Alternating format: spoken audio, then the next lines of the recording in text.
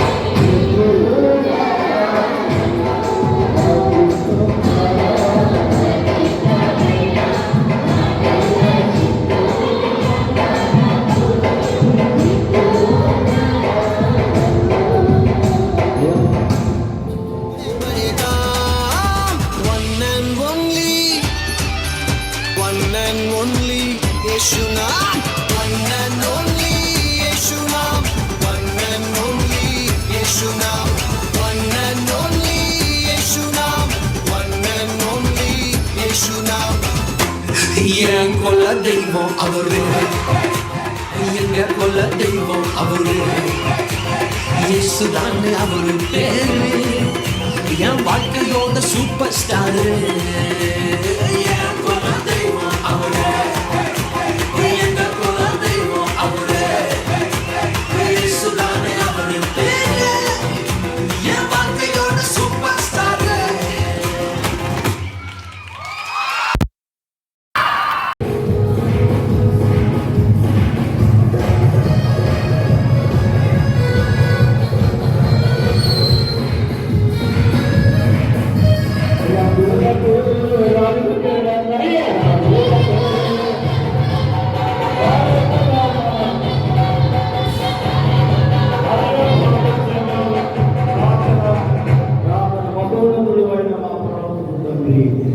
వారి యొక్క ఘనమైన ఆయుధని మంచి యువకుని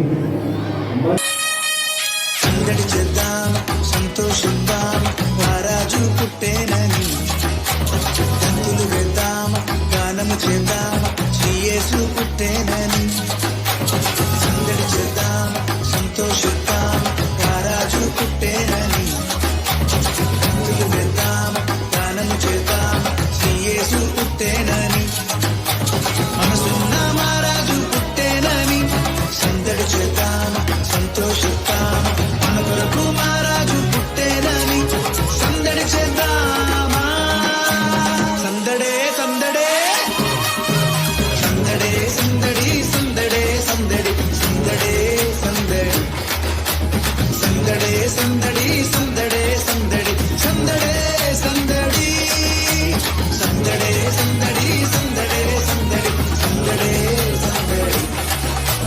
సందడే సందడి సందడే సందడి సందడే సందడి సందడే సందడి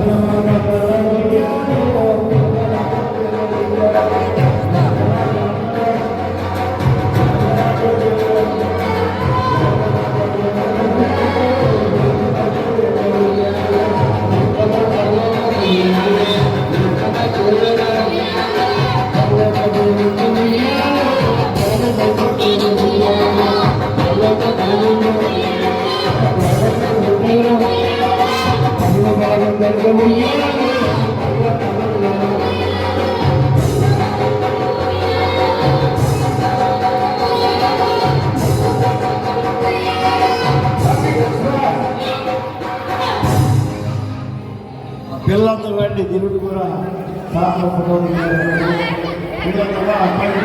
అవును, లాస్ట్ వీక్ మీ అందరికీ ఒక వీడియో చూపిస్తానన్నాను కదా, అది శ్రేష్టమైనది, ఎంతో విలువైనది అని మీ అందరికీ చెప్పానా లేదా? చెప్పానా లేదా? మరి ఆ శ్రేష్టమైనది ఏంటో విలువైనది ఏంటో మీరు తెలుసుకోవాలా వద్దా? సరే, అయితే ఒక వీడియో మీ అందరికీ చూపిస్తాను. అందులో సాతాను శ్రేష్టమైన బహుమతి తీసుకున్నాడో లేదో, అది ఎవరికి ఇచ్చాడో చూద్దామా? ఆర్ యు రెడీ పిల్లలు? ఆర్ యు రెడీ పిల్లలు? సరే, చూద్దాం ఏమవుతుందో.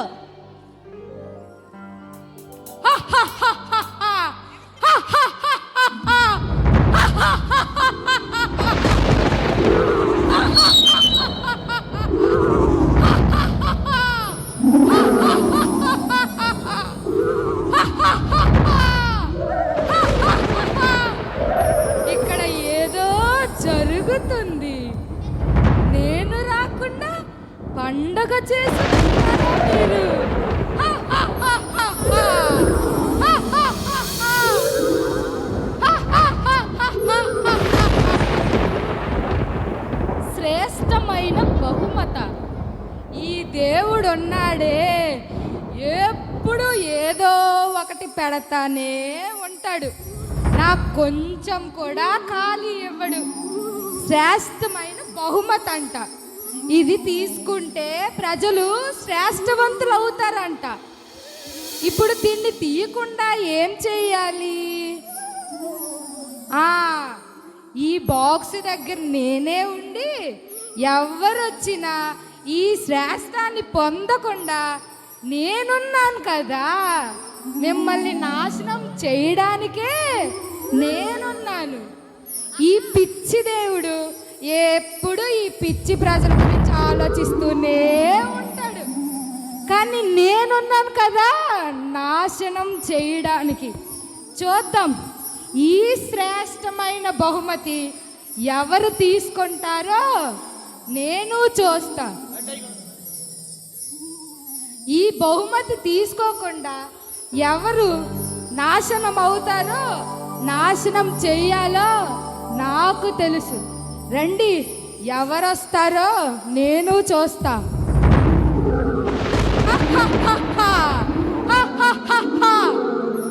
వసే కృప, నీ మీద నేనే అందంగా ఉంటాను కదే. చాలు చాలు.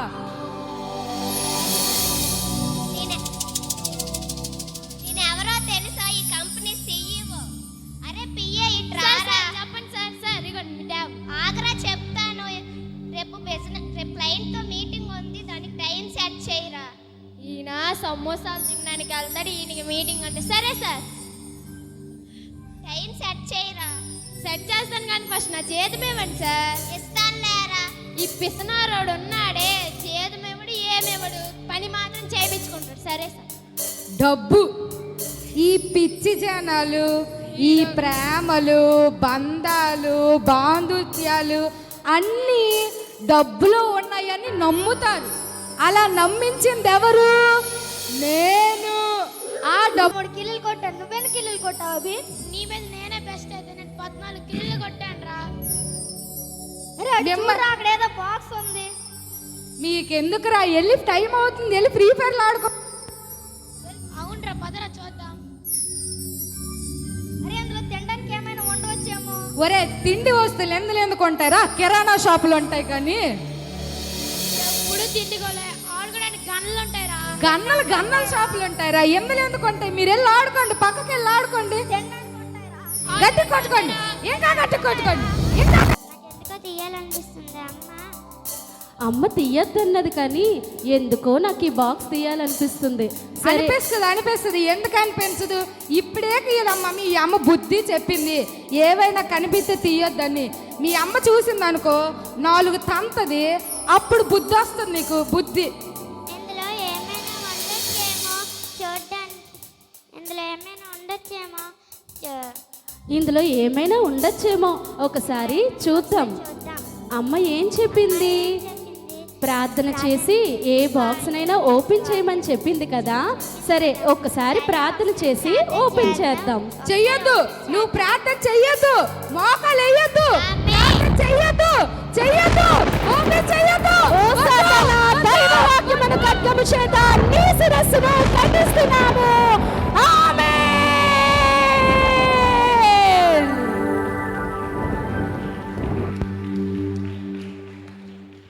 చూశారు కదా పిల్లలు, ఈ వాక్యం ద్వారా మీకు ఏమర్థమైందమ్మా?